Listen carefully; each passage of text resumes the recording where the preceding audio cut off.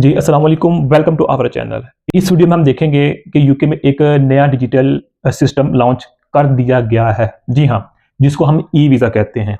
अब ये e visa कई लोगों के लिए बहुत अच्छा है और कई लोगों के लिए बहुत ही नुकसानदेह है। वो किस तरह, इसकी हम डिटेल में चलते हैं।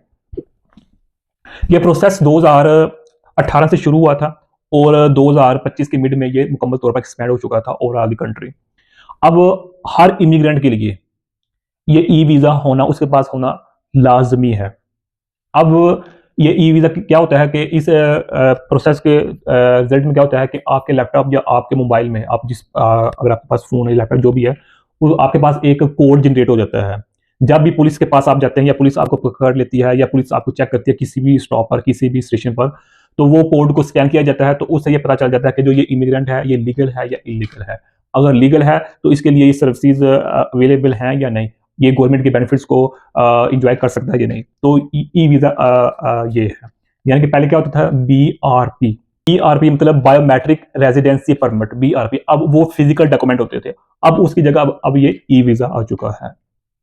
यूनिवर्सिटी ऑफ वारविक की एक रिपोर्ट ने ये न्यूज़ दी है कि उन्होंने ये 40 स्टूडेंट पर इसके मुतालिक क्वेश्चन किए, तो उसमें उन्होंने ये ऑब्जर्व किया कि जो स्टूडेंट्स हैं, जो ओवरसीज वो स्टूडेंट्स हैं, वो ज़हनी तौर पर, मेंटली तौर पर बहुत परेशान है इस चीज़ को लेकर। कौन से इश्यूज़ आ रहे हैं? क्यों जो इमिग्रेंट है, खासकर जो स्टूडेंट्स हैं, वो परेशान है? वो इसलिए कि एक तो इसकी डेट नज़दीक है, क्लोजिंग डेट नज़दीक है। उस डेट से पहले हर इमिग्रेंट को यहाँ रजिस्टर करना पड़ना है। पहली बात ये है। और दूसरी ये है कि इसमें टेक्निकल इश्यूज़ आ रहे हैं, एरर्स आ रहे हैं, कोड जो है वो जनरेट नहीं हो रहा। और तीसरी बात इसमें ये है कि जो हमारे कुछ ओवरसीज़ पाकिस्तानी इस तरह के हैं या दीगर ममालिक के भी हैं, उनको बुनियादी चीज़ें पता ही नहीं है कि किस तरह हमने अपने आप को रजिस्टर करवाना है, किस तरह हमने कोड जनरेट करवाना है।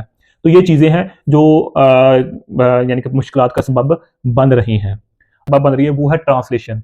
इसमें ट्रांसलेशन ही नहीं है। तो अब जो मुझे जैसे अनपढ़ लोग हैं, कुछ ना कुछ जिसको इंग्लिश इतनी ज़्यादा समझ नहीं आती, सूझ-बूझ नहीं है, तो उनके लिए तो एक ये अज़ाब ही बन गया ना। ऊपर से एम्प्लॉयर्स, लैंडलॉर्ड्स, एयरलाइन स्टाफ या बॉर्डर ऑफिसर्स को भी ये डिजिटल जो चेक है वो समझ नहीं आ रही। वो पुराने तरीके मांगते हैं जिससे डिलेज होते हैं और माइग्रेंट्स को खुद सिस्टम एक्सप्लेन करना पड़ता है। ये सब मिलकर वर्किंग, ट्रैवलिंग, रेंटिंग या पब्लिक सर्विसेज एक्सेस करने में बहुत परेशानी दे रहा है ये तमाम चीज़ें। अब हम बात करते हैं कि वाइड रश क्या है। वो अमल जिसकी वजह से अब जो ओवरसीज है यूके में, वो सबसे ज़्यादा डर रहे हैं इस अमल से, वाइड रश। अब वाइड रश की जो थोड़ी सी कहानी वो ये है कि 1948 में, 1948 में बरतानिया ने, यूके ने इंडिया से मुतालबा किया कि हमें लगभग 500 के लगभग बंदे ऐसे दिए जाएँ जो हमारे मुल्क में आकर काम करें। तो इंडिया से लोग जो बहरी जहाज़ में चले गए यूके में, अब वहाँ जाकर काम किया। तो 1948 से लेकर 1970 तक इनसे कोई पूछगछ नहीं हुई है। जस्ट एक स्टैंप लगती थी तो कहते थे अब आप लीगल हैं, जहां दिल करता है आप ले लें, जो गवर्नमेंट सर्विस दे रही है आप उसको इंजॉय करें। तो 1948 से लेकर 1970 तक कोई किसी किस्म का इशू नहीं होता। उसके बाद 1970 से लेकर 2010 तक भी ऑलमोस्ट इतना इशू नहीं बना।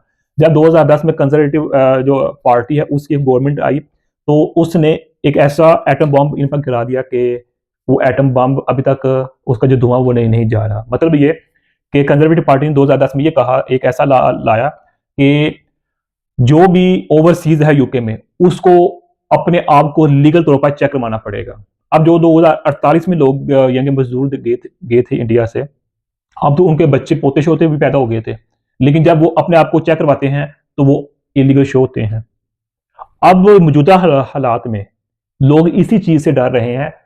वो कह रहे हैं ई जो इलेक्ट्रॉनिक ई वीज़ा, इससे हमें खतरा नहीं है, हम आपको रजिस्टर करवाएंगे।